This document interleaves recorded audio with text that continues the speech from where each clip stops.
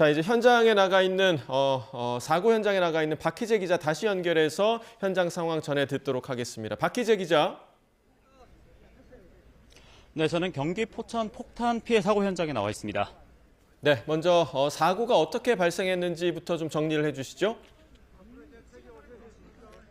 네, 먼저 공군 발표 내용을 보면 오전 10시 4분쯤에 공군 KF-16에서 MK-8이 일반 폭탄 8발이 이곳 인근 지역에 비정상 투하됐다고 밝혔습니다.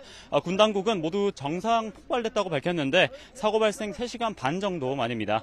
현장을 확인한 EOD 폭발물 제거반은 직후 철수했고 현재 경찰과 소방이 혹시 모를 피해 상황을 위해서 현장 수습 중에 있습니다.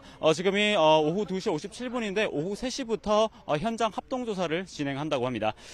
이후 공군은 현재 박기환 참모차장 위원장으로 사고대책위원회를 구성해 정확한 사고 경위와 또 피해 상황을 조사할 예정입니다.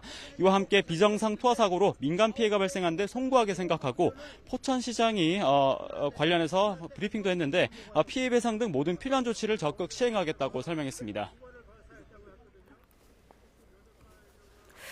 네, 이 훈련 내용 정확히 어떤 훈련이었는지 한번 더 전해주시죠. 네, 이 훈련의 정식 명칭은 연합통합화력훈련으로 오는 10일부터 진행되는 자유의 방패 연습을 앞두고 연계된 육군과 공군의 연합훈련입니다. 해당 훈련은 오늘 오전 9시에 시작해 약 1시간 정도 넘게 진행이 됐고요.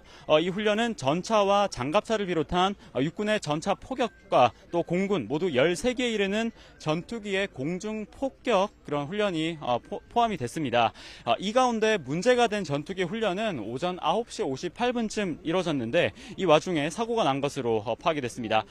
폭탄 상당수가 훈련장 안으로 떨어졌지만 일부가 인근 민간으로 떨어진 것으로 지금 나오고 있습니다. 이를 위해 저를 비롯해 취재진 일부가 현장에 있었는데 사고가 발생하면서 급하게 현장 일정이 중단되고 사고 현장 수습에 군 인력까지 동원이 된 상황입니다. 해당 사고 직후 현장에서 김명수 합참의장이 곧바로 유선 보고를 받은 것으로 확인됐고 현장에서 급하게 이동하는 모습도 저희 취재진을 통해 확인될 수 있었습니다. 특히 이 자리에는 제이미슨 브런슨 한미연합 사령관도 함께 자리를 하고 있었습니다.